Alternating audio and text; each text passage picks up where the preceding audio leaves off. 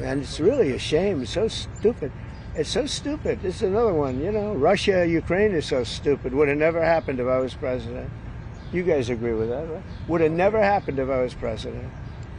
Putin would have never done it. And I spoke to him yesterday, and I said, you know, he actually offered to help mediate. I said, do me a favor. Mediate your own. Let's mediate Russia first, okay?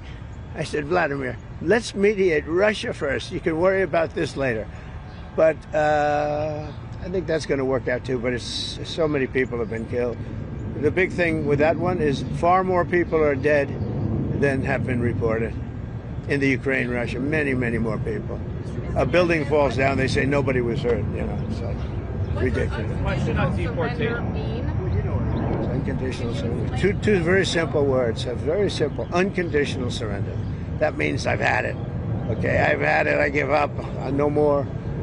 Then we go blow up all the all the nuclear stuff that's all over the place there. No, they had bad intentions. You know, for 40 years they've been saying death to America, death to Israel, death to anybody else that they didn't like. They were bullies. They were schoolyard bullies. And now they're not bullies anymore, but we'll see what happens. Look, nothing's finished until it's finished. You know, war is very complex. A lot of bad things can happen. A lot of turns are made. So I don't know. I wouldn't say that we won anything yet. I would say that we sure as hell made a lot of progress. And we'll see. The next week is going to be very big. Maybe less than a week. Maybe less. But is there anybody here that said it would be okay to have a hostile, very, zealots really, but to have a hostile country have a nuclear weapon that could destroy 25 miles, but much more than that, could destroy other nations just by the breeze blowing the dust.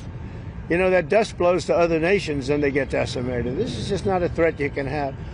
And we've been threatened by Iran for many years. You know, if you go back and look at my history, if you go back 15 years, I was saying we cannot let Iran get a nuclear weapon. I've been saying it for a long time, and I mean it more now than I ever meant it.